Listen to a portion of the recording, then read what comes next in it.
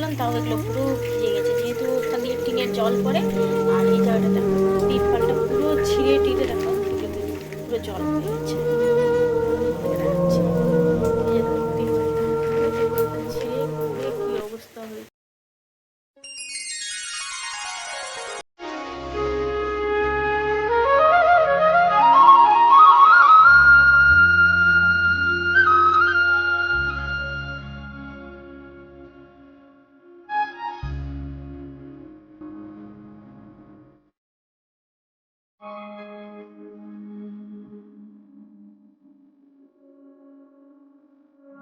Good morning বন্ধুরা, কেমন আছো তোমরা সবাই? আশা করি ভালো আছো, সুস্থ আছো। আমিও খুব ভালো আছি। সকাল সকাল সেই আবার প্রতিদিনের কাজ নিয়ে হাজির হয়ে গেছি। আশা করি আজকের ভিডিওটা তোমাদের খুব ভালো লাগবে। তো ঘর বাড়ি ঝাড় দিচ্ছি, দেখতেই পাচ্ছ। আর আমার সোনাটা সকালে ঘুম থেকে উঠেই টিভি চালিয়ে দিয়েছে। আজকে জানো তো একটু ভোর ভোরে ও ঘুম থেকে উঠেছে। প্রতিদিন এত সকালে ঘুম থেকে ওঠে না, আজকে জানি না হঠাৎ করে এত সকালে ঘুম থেকে উঠেছে। আমার দেখেই অবাক হয়ে যাচ্ছে।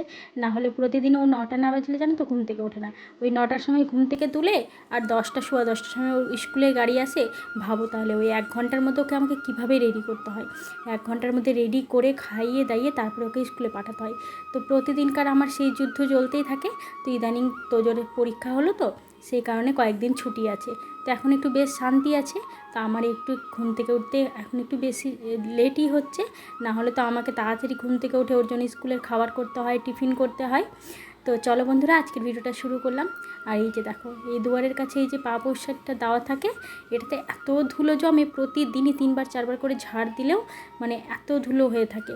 আর যেহেতু আমাদের ডাইনিংয়ে বাইক রাখা হয়, তো আরও কাদা বালি সমস্ত কিছু ডাইনিংয়ের ভিতরে চলে আসে।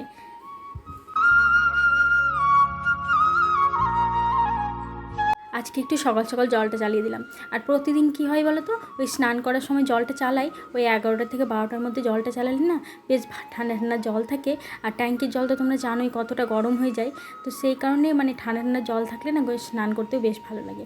তো কয়েকদিন ধরে কারেন্টটা না ওই ঠিক ওই সময় কারেন্টটা চলে যাচ্ছে। হয়তো পুজোর জন্য কারেন্টের কোনো কাজ টাজ হচ্ছে কিংবা লোডশেডিং নিচ্ছে, সেই কারণে প্রতিদিন ঠিক ওই সময়ই কারেন্টটা চলে যাচ্ছে। কোনো দিন তো ওই 1টা 1:30টা পার করে তারপরে কারেন্ট আসছে। তো মানে মশলা বাটা থেকে শুরু করে খুব অসুবিধা হয় জানো তো, এই জল চালানো না থাকলে ওটা মানে প্রচুর অসুবিধা হয়। তো এদিকে সকালের অতগুলো বাসন দেখতে পাচ্ছ, রাতে বাসন মাজা হয়নি, তো সমস্ত বাসন নিয়ে বেরিয়ে পড়েছি। তো এখন বাসন মেজে আর বাড়ির যেই সমস্ত কাজকর্ম আছে সেগুলো সব কিছু সেরে নিয়ে স্নান সেরে নেবো। অত্যাধিক গরম পড়েছে জানো তো, ভাবলাম যে মনে হয় আস্তে আস্তে গরমটা একটু কমবে, কিন্তু না, অত্যাধিক গরম পড়েছে। এই গরমে আর কিছুতেই থাকা যাচ্ছে না। তো সকালে ঘুম থেকে উঠে মানে স্নানটা খুব একটা করা হয় না, কিন্তু আজকে ভাবলাম যে না, আজকে স্নান সেরে বাকি যে কাজগুলো আছে সেইগুলো করব। আবার দুপুরের পর রান্না বান্না করে তারপরে এঁঠো বাসন যা থাকবে খাওয়া দাওয়া করে সমস্ত কিছু করার পর আবার স্নান করে নেব। স্নান তো না, ওই আবার গা ধুয়ে নেব, তাহলে না বেশ ফ্রেশ ফ্রেশ লাগে।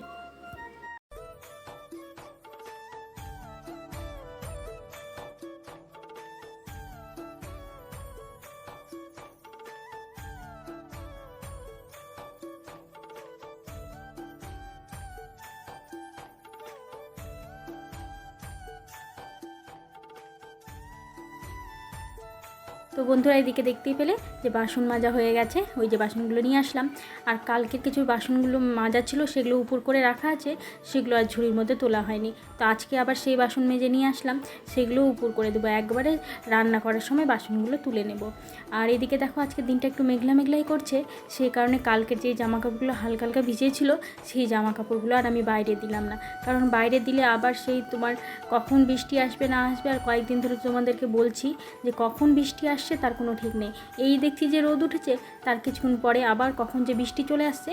সেই কারণে আজকে ভাবলাম যে জামা কাপড় কাচবো না, তবে দেখা যাক।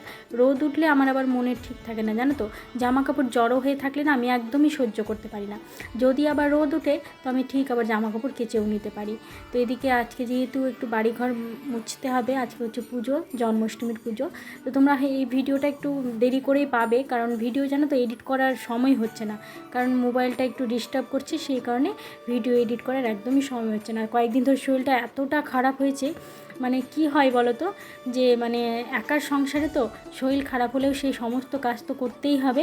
সে যতই মানে শরীর খারাপ থাক বা মানে ইচ্ছে না থাকলেও সমস্ত কাজকর্ম করতেই হবে। এটা না করলে একদমই মানে সংসার সমস্ত কিছু পড়ে থাকবে। এমন তো না যে কেউ আছে সে আমাকে করে দিবে বা কোনো হেল্পিং হ্যান্ড আছে যে আমার সমস্ত কাজ করে দেবে, এমন না, সমস্ত কাজ আমাকেই করতে হবে। তাছাড়া কিছুটা সেলাই আছে জানো তো, সেই সেলাইগুলোও আমাকে করতে হবে, কারণ সেলাইটা 2 দিন হয়ে গেছে দেওয়া, আজকে আমাকে সেলাইটা দিতেই হবে। 2 দিন ধরে ভাবছিলাম যে না শরীরটা ভালো করছে না, রাখি, কিন্তু আজকে আর রাখা যাবে না, আজকে সেলাইটা কমপ্লিট করে আমাকে দিতেই হবে।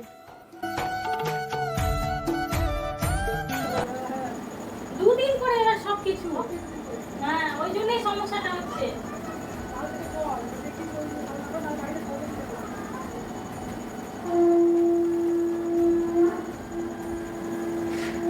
ওয়েদারটা যেমন করছে, একদিন গরম, হ্যাঁ একদিন গরম, একদিন আবার বৃষ্টি হয়, ঠান্ডা লেগে দিচ্ছে।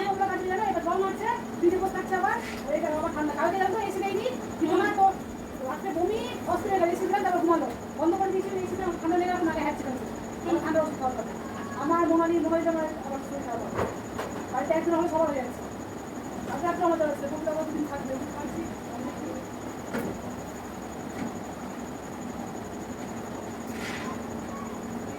তো জানো তো বন্ধুরা, আমাদের এখানে জানো তো সবারই জ্বর হচ্ছে। তো আমার ননদের মানে আমার গ্রামের বাড়িতে আমার ননদের মেয়ের সবারই জ্বর হচ্ছে। তো জানি না এই জ্বরটা কিসের জ্বর, মানে একজনের হতে গেলে না সেই বাড়িতে যার যার থাকে সবারই হয়ে যাচ্ছে। তো সেই নিয়ে আমরা কথা বলছিলাম। আমারও জানেন তো শরীরটা খুব একটা ভালো করছে না। কালকে সন্ধ্যের দিকে একটুখানি মুখের মধ্যে জল নিচ্ছিলাম, হঠাৎই কাটা কাটা দিয়ে উঠেছে। মনে হচ্ছে আমারও শরীরটা খুব একটা ভালো নেই, মানে আমারও জ্বর আসতে পারে এরকমই মনে হচ্ছে। আজকে আবার দেখো মাথায় শ্যাম্পু করে নিলাম। আসলে মাথাটা এতটা নোংরা হয়েছিল, আর মাথা নোংরা হয়ে থাকলে যদি স্নান করা হয় কি না মানে কাশি হয়ে যায়, কারণ চুলটা শুকায় না তো, ভেজা ভেজা থাকে।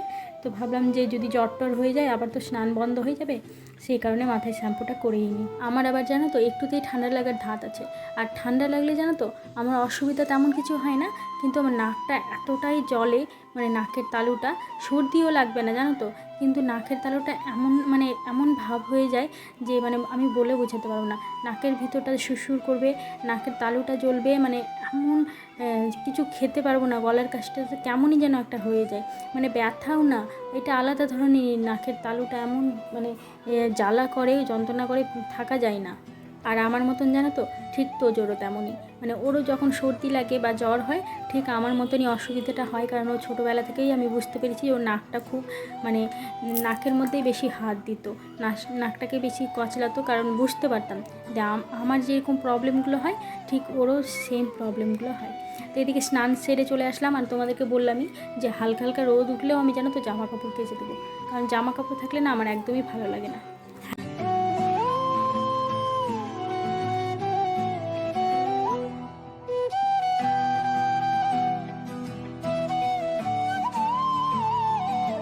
আজকে জানো তো সেই যে নাইটিটা নিয়েছিলাম, সেই নাইটিটা আজকে পরলাম। নিয়েছিলাম তো বহু দিন আগে, কিন্তু নাইটিটা সেলাই করেছিলাম সেই দিন, তোমাদেরকে বলেইছিলাম হয়তো হয়তো বলেছিলাম না, অতটা মনে নেই বলেছি কি না। তো সেই নাইটিটা অনেক দিন পর আজকে পরলাম, কারণ নাইটি জানো তো আমি 2-1টা বেশি করে কিনে রাখি, তো সেই নাইটিগুলো কবে পরবো তার কোনো ঠিক নেই। তো আজকে যেহেতু ভাবলাম একটু জন্মাষ্টমীর দিন, একটা ভালো দিন, তো সেই কারণে আজকে আজকে একটু নতুন কিছু পরি, তো আজকে এই নাইটিটা বের করলাম। নাইটিটা কালারটা কিন্তু বেশ দারুণ, জানি না মোবাইলে বোঝা যাচ্ছে না কি না, তো নাইটিটা দেখতে কিন্তু বেশ সুন্দর। তো চলো এদিকে আমার ফুল তোলা হয়ে গেল, তো কয়েকটা করে ফুল গাছে হয় সেই দিয়েই পুজোটা সেরে নিই। তো আজকে হচ্ছে সোমবার, তো সোমবারের পুজোতে একটু আমার বাবার মাথায় একটু জল ঢেলে নিই। তো চলো আজকে পুজোটা তো হয়ে গেল।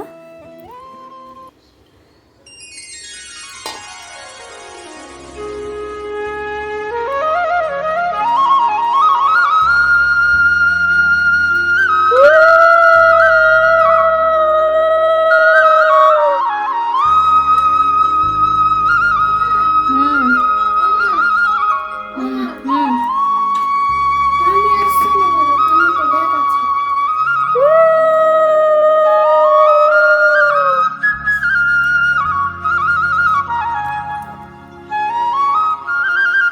তো চলো বন্ধুরা এবার রান্নাটা সেরে ফেলি, অনেকটা বেলা হয়ে গেছে। আর আজকে যেহেতু জন্মাষ্টমী সেই কারণে আজকে আমাদের বাড়িতে হবে নিরামিষ। আর জন্মাষ্টমী জানো তো আমি করি না, কিন্তু নিরামিষ খাই। তো আজকে হবে ডাল ভাত, আর তোজোর পাপা পনির নিয়ে এসে ওই বলেছে জানো তো যে আজকের দিনে নিরামিষ খেতে হয়। তো বিয়ের পর তো আমরা জন্মাষ্টমী কোনো দিন করিনি, আমরা জানতামও না। তো ও আমাকে বলতো যে না আজকের দিনে মানে ওদের বাড়িতে নিরামিষ খেতে, তো সেই কারণে বলেছে যে আজকে নিরামিষ করবে। তো এদিকে আম দিয়ে ডাল করব, আর এদিকে পনিরের তরকারি আর ভাত আর করলা ভাজা করব। তো চলো এবারে এদিকে রান্নাটা মানে ভাত আর ডালটা যেহেতু বসিয়েছি এখন, তো হতে বেশ একটু সময় লাগবে। তো ওইদিকে সেলাইটা আমি করে ফেলি। তো সেলাইটা অনেক দিন আগেই তোমাদেরকে বললাম যে দিয়েছে, কিন্তু আজকে আমি সেলাইটা কমপ্লিট করে দিতেই হবে। তো এদিকে তোজোর পাপাও বললো যে খেতে আসবে, তো ওইদিকেও আমি তাড়াহুড়ো করছি। তো এদিকে জানো তো সূচে সুতোটা লাগালাম, তো এখন সেলাইটা ঠিকঠাক হচ্ছে কি না, তো আমারই একটা কুর্তি সেলাই দিয়ে মানে ট্রাই করছি। তো সেলাইটা জানো তো আমাদের গ্রামের দিকে না কাজের বড্ড অভাব জানো তো, মানে কোনো কাজ নাই যে আমরা ঘরে বসে থেকে করব। শহরের দিকে অনেক কাজ থাকে, যেমন প্যাকেটিংয়ের কাজ, অনেক কিছু ধূপকাঠি বানানো, অনেক কিছু থাকে, পাতা সেলাই, তো সেলাইয়ের কাজ, মানে যেগুলো তোমার ইসের অর্ডারি সেলাইগুলো হয় না, সেগুলো সেলাইয়ের কাজ। কিন্তু আমাদের গ্রামের দিকে সেলাই খুবই কম, ওই লোকে যা দিয়ে যায় এইটুকুই। আর কাজের তেমন কোনো মানে আমাদের গ্রামে তেমন কোনো কাজ নেই জানো তো, যে ঘরে বসে থেকে করব। তো এই সেলাইটাকে বেছে নিয়েছি। তো সেলাইয়ের ট্রেনিং দেওয়া আছে, সমস্ত কিছু মানে সেলাই করতে পারি, ব্লাউজ কাটিং থেকে শুরু করে। কিন্তু তেমন একটা সেলাই জানো তো পাওয়া যায় না, ওই হয়তো মাসে 2-1টা পাওয়া গেল, তো সেটা দিয়ে তো কিছুই হবে না। তো ভেবেছিলাম যে সেলাই করেই হয়তো কিছু টাকা যদি পাওয়া যায়, সেটাতেই অনেকটা সংসারে হেল্প হবে। তোমরা তো জানোই যে এখনকার পরিস্থিতিতে যদি স্বামী স্ত্রী কিছু না কিছু ইনকাম না করে, তাহলে সংসার মানে আমাদের মতন সংসার চালানো বড্ড কঠিন। আর যাদের বড় বড় ব্যবসা আছে, চাকরি করে, তাদের তো একার ইনকামেই চলে যায়। কিন্তু আমাদের মতন এই নিম্নবিত্তই বলবো আমরা নিজেদেরকে, কারণ মানে কলের কাজ করে আমার স্বামী, তোমরা তো জানোই যে তোমাদের দাদা ভাই ও কল মিস্ত্রি। তো এখান থেকে কী আর ইনকাম হয়, তো সেখান থেকে সংসার চালানোটা বড্ড কঠিন। তো মানে তার জন্য যদি একটু আমি হেল্প করে দিতে পারি এটাই অনেক। কিন্তু জানো তো কোনো দিকেই কোনো কিছু হচ্ছে না। এই যে সেলাইটা মানে ভাবছি যে এটা নিয়ে যদি এগানো যায়, এটাও হচ্ছে না। আর এই যে ভিডিওটা করছি, এটা নিয়েও ভাবছি যদি এগানো যায়, এটাও কিন্তু ঠিকঠাকভাবে হচ্ছে না। তো তোমরা সাপোর্ট করলে হয়তো একদিন না একদিন এগিয়ে যাব। তোমরা হয়তো অনেকেই ভাববে যে না দিদিভাইয়ের বাড়িঘর এত সুন্দর, তো দিদিভাই এত কেন বলছে। আসলে এই বাড়িঘর নিয়ে তোমাদেরকে একদিন অবশ্যই গল্প বলবো, কেন এই বাড়িঘর মানে আমাদের বলতে পারি না, বা এই বাড়িঘরে কেন আমরা থাকি, সব কিছু নিয়ে তোমাদের সাথে একদিন কথা বলবো। কেন আমরা শ্বশুরবাড়িতে থাকি না, এখানে থাকি, এই বাড়িটা কেন আমাদের বলতে পারি না, সমস্ত কিছু তোমাদের সাথে শেয়ার করবো। তো এদিকে বন্ধুরা সেলাই করতে করতে রান্নাটাও সেরে ফেললাম, এদিকে ডাল করে নিয়েছি, আর এদিকে করলা ভাজা, পটল ভাজা, কয়েকটা পটল ছিল সেই দিয়ে করলা ভাজা দিয়ে পটল ভাজা দিয়ে করে নিয়েছি। আর ডাল তো হয়ে গেছে, তোমাদের সাথে দেখালাম, ভাত হয়ে গেছে। আর আম ছিল, আমের চাটনি করব। ডাল দিয়ে আম দিয়ে করলাম, আর আমের চাটনি করব।